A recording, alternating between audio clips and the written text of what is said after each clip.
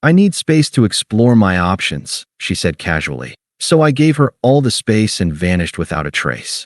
Now she's trapped in a toxic mess, begging and blocked after her options imploded. Hey viewers, before we move on to the video, please make sure to subscribe to the channel and hit the like button if you want to see more stories like this. Thanks. I'm Alex, 34 now, and back then, I was 32, working a steady job in finance in a bustling coastal city. My life revolved around Emily, my fiancée of 4 years. We met in college, and I was her rock through everything. Her career changes, her anxiety, her endless self-discovery phases. I'm not perfect, but I was all in. I skipped dream trips, worked overtime, and even drained my savings to fund her yoga retreats and photography courses because she said they'd help her find herself. I thought that's what you do when you love someone, lift them up. Emily was charming, early 30s, with big dreams of being an influencer or artist. She had this magnetic energy that drew people in, but over time, I noticed it shifting. She started spending hours on her phone, curating her social media with vague, cryptic posts about needing more or chasing vibes. I chalked it up to her creative side, but it stung when she'd roll her eyes at my attempts to plan date nights. "Alex, you're so predictable," she'd say, half laughing, half cutting. I'd laugh it off, but damn, those little jabs piled up. The first real red flag came at a mutual friend's party 6 months before the end. It was one of those rooftop gatherings, string lights, loud music, everyone a little tipsy. Emily was in her element, flitting between groups, her laugh echoing. I was chatting with a buddy when I overheard her talking to a cluster of friends near the bar. "Alex is great.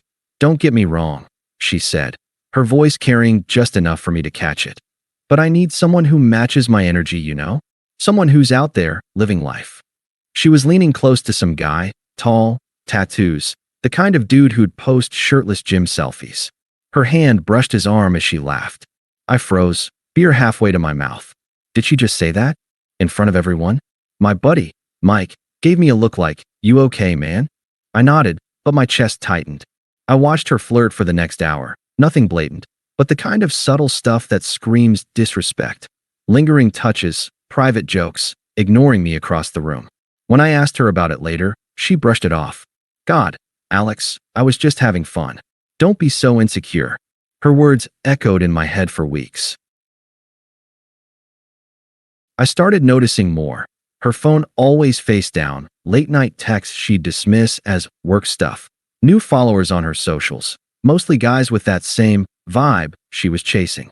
She'd post stories with captions like, "Ready for new adventures, who's with me?" while I was sitting right next to her, feeling like a ghost in my own relationship. I kept telling myself she was just lost in her head, not betraying me. I was wrong. It all came crashing down one Tuesday evening, about 2 months after that party. I came home from a long day at work, another overtime shift to cover her latest passion project expenses, and found a note on the kitchen counter. Her handwriting, sharp and loopy, like she'd written it in a hurry. "Alex, I need space to explore my options. It's not you, it's me needing to find my true path. I'm staying with a friend for a while. Please don't make this harder than it needs to be." Emily, I stood there, rereading it, my brain struggling to process. Options. What the hell does that mean? My hands shook as I set the note down. I didn't call her. I didn't text. Something in me just clicked off. But she wasn't done twisting the knife. The next day, she showed up to grab her stuff. I was home, sitting on the couch, still numb. She walked in, all confidence, wearing a new outfit I didn't recognize, tight dress, bold lipstick, like she was already auditioning for her new life. The conversation is burned into my memory. "Alex, we need to talk," she started, tossing her hair back. "I've been thinking a lot, and I need more. You're so stable, and that's great, but I'm not ready to settle down with someone who's so safe." I stared at her, my jaw tight. "Safe?" I said, keeping my voice even. "You mean the guy who paid for your retreats, your camera, your self-discovery?" She rolled her eyes, crossing her arms. "Don't make this about money. It's about energy, Alex. I need someone who pushes me, who challenges me to grow." "You're just here. Always here. So, what? You're leaving me for some guy who's not here?" I asked, already knowing the answer. She sighed, like I was exhausting her. I'm not leaving you for anyone. I just need space to explore my options. Maybe I'll date other people. Maybe I won't. But I can't do this," she gestured between us, "anymore. It's not fair to either of us." I wanted to scream. Options. Fair. She was rewriting our entire relationship like I was a boring obligation. But I didn't yell. I didn't beg. I just looked at her, feeling the weight of 4 years slipping away. "You're right," I said quietly. "You should have all the space you need." Her eyes flickered. Maybe surprise, maybe relief. "Good. I'm glad you get it. I'll be out by tomorrow.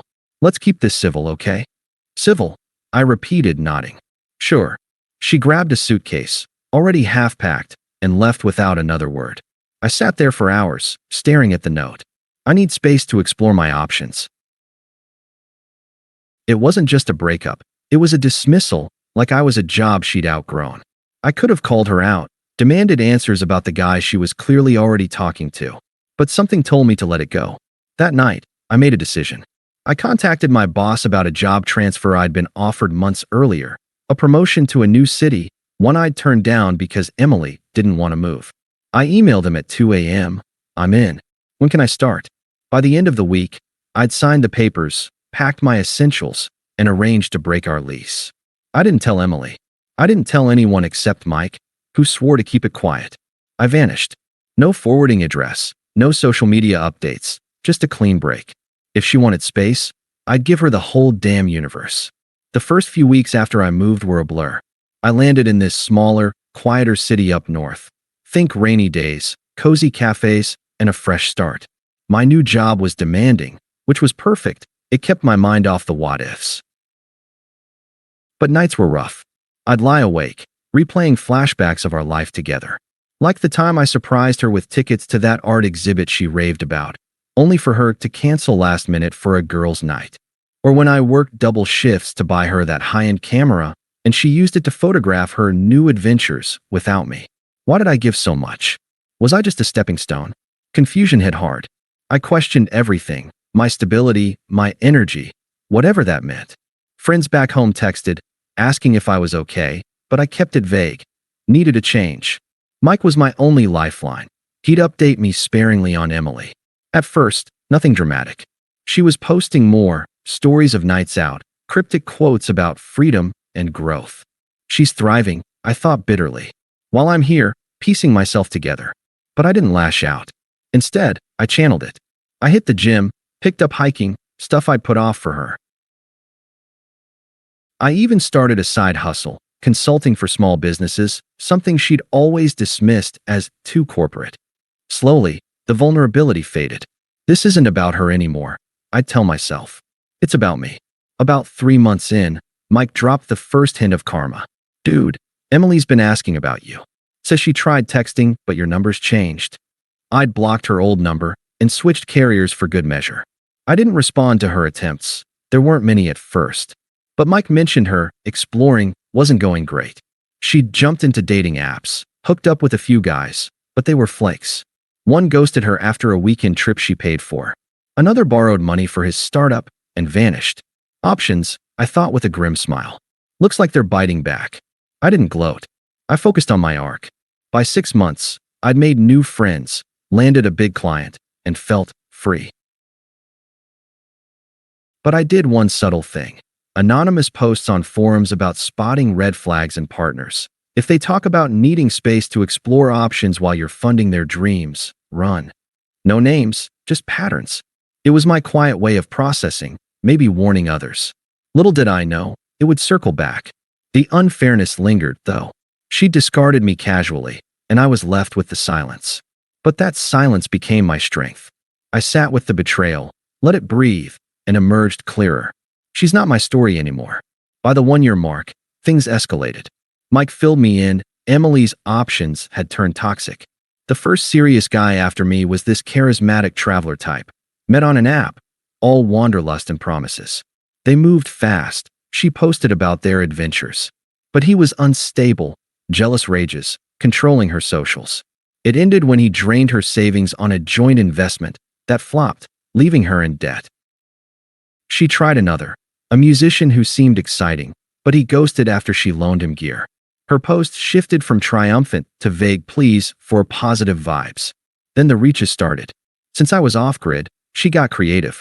Fake social accounts, profiles with no pics, messaging my old friends for my info. Mike forwarded one. "Hey, it's Emily. Have you heard from Alex? I miss him and want to check in." Polite at first. When that failed, the calls came. To Mike, pleading for my number. "Tell Alex I made a mistake," she said in a voicemail he played for me. "Those guys were toxic. Alex would never do that. I just need to talk." Her voice cracked, but I felt nothing. No sympathy, just detachment. Her family piled on, toxic as ever. Her sister emailed me. "Mike had my new address for emergencies. You're being petty, Alex. Emily's going through hell because of you. She deserves better than this silence. Man up and call her." Unpleasant, demanding, like I owed them. I ignored it. Desperation ramped up. Another call to Mike. "Please, I was wrong about needing options.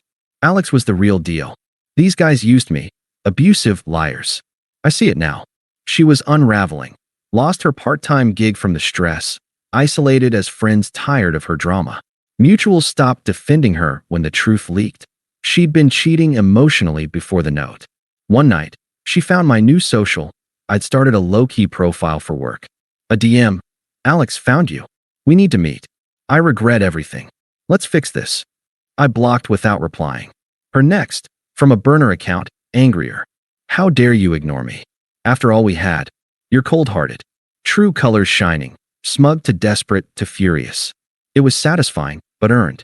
Her choices imploded, just as she'd imploded us. Fast forward to last month. I was at the airport, heading to a conference for my consulting gig. Suits, briefcase, feeling on top. Boarding my flight when I hear, "Alex." There she was, disheveled, carry-on in hand. Looked like she'd aged years, tired eyes, rumpled clothes. "Traveling for some retreat," she said, but it screamed desperation escape. "Emily," I said flatly, like greeting a distant acquaintance. She lit up, then faltered. "Oh my God, it's you. I've been trying to reach you forever. Can we talk? Please." I glanced at my watch. Plenty of time, but zero interest. "What's there to say?" Her voice trembled. I was an idiot. Those options? They were disasters. Abusive, draining. I realize now you were the one pushing me to grow, not them. "Come on, Alex, we had something real. Let's try again." I met her eyes calm. "Our paths diverged a long time ago. You wanted space. I gave it. I've built something new here. New city, new career, new life." She grabbed my arm. "But I need you. I'm trapped in this mess because I left. Please, forgive me." I stepped back. This isn't about forgiveness. It's about facts. You're not part of my story anymore. And those anonymous posts? They warned a few guys off patterns like yours. Subtle, but it helped me close the chapter. She teared up, angry now. "You're just going to ghost me forever? After everything?" I shrugged. "You explored your options. I explored mine. Turns out, being untouchable suits me." Security eyed us. I nodded farewell and walked to my gate. She called after, but I didn't look back. In that public haze, travelers bustling, announcements blaring, her failure contrasted my rise. She was desperate, I was free. Thanks for watching. Make sure to subscribe to the channel and hit the like button. What do you think about this story? Share it in the comments.